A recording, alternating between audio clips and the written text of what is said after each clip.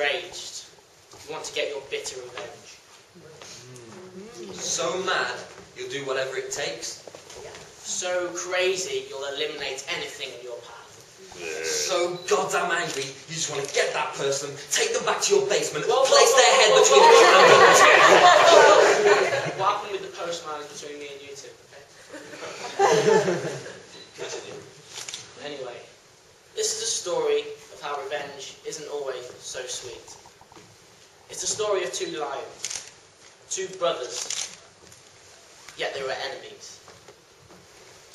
It was Malambu of the east, And Solomon of the west side. Our story begins deep within the safari of Tanzania. And there was a herd of stampeding buffalo who charged through the plains of the Serengeti, obliterating everything in their path. Shishi was a mischievous little cub. He would go out of his way, away from the Mulumbu tribe, to find adventure. And today he was playing right on the border between the two lion empires. Solomon was on the prowl. There he was. He could hear the buffalo. He could smell the buffalo. He could see the buffalo. And his family were at home, awaiting prior to a bitter winter. He needed to bring home the food for their survival. He was not going to let them down. He'd do whatever it took. The buffalo were like a rugby scrum, stomping through the mainlands. And they approached the eastern border. Well, Solomon could see him, a flailing buffalo, behind the rest of the pack. He locked on target. The chase began. In pursuit, weaving in and out of see, you've come in too late. So just always on the beat, always on the beat. In pursuit, okay, just can you 3, 2, can you do that? Yep. In 3, 2, 1. In pursuit, weaving in and out of the bushland and thickets. I can feel it coming in the air. Hold on. Okay, no, you hold on, right? You're not Phil Collins. Calm it down. All I'm asking for a bit of taiko drumming. Tension. Yeah, Start sorry. slow. Okay, bring it on. Right, start there. Right, always on the beat. Yeah, okay. So 3, 2, 1. In pursuit, weaving in and out of the bushland and thickets, there he was, Solomon, straight ahead. There was the buffalo. He was about to kill him and wait. In the corner of his eye, he could see a weeping body. He let the buffalo escape. He was curious. He went over to see what he could do to help, and he stood there above the bleeding body. Shishi, the mischievous little cub, had been trampled by the herd of buffalo. He stood no chance. He lay there maimed. If only I could help him, thought Solomon, as he stood over the cub. Approaching from behind came Molambo. What the hell have you done?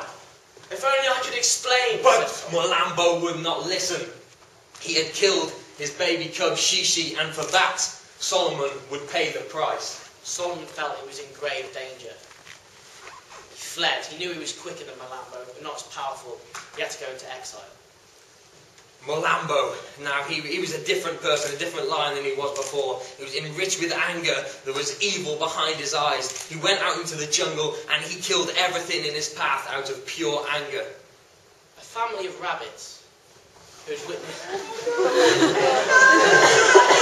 in the jungle. It's not a rabbit! A scenario where rabbits live in jungles. It's like mix up with your research. A family of rabbits that lived in the jungle had witnessed what had gone on between the two brothers. And they were next in line to be killed. There was a father rabbit, a mother rabbit, and their only son. So there's the father rabbit, and he's wise. And in that split second he managed to conjure up a plan that had the potential to save him and his family. Just even prolonging the savage attack for a little bit longer could give him that time in order to get away from this piercing grip of Molambo. He knew what to do. He bargained with Molambo the lion. He said, I can give you everything you want. I can give you the place where Solomon is hiding. Very well, said Molambo. If you can lead me to my brother, then I will spare the life of you and your family. The rabbit revealed that Solomon had been spotted hiding on the western border of his empire by the Kitulo well. And so they set off. The rabbit and Molambo who was planning his attack for when he reached his brother. They reached the well. "Where is he?" snarled the lion. Just a little bit ahead of you, said the rabbit. Keep going.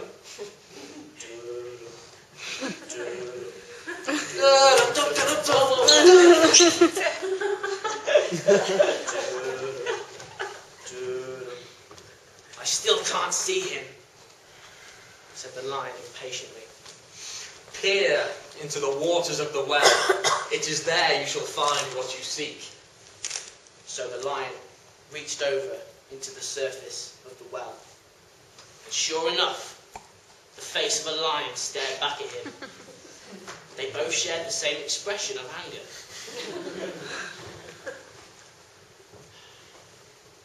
And so, Melambo pounced into the well. And the moment he hit the surface, he knew something was wrong. No armbands were provided.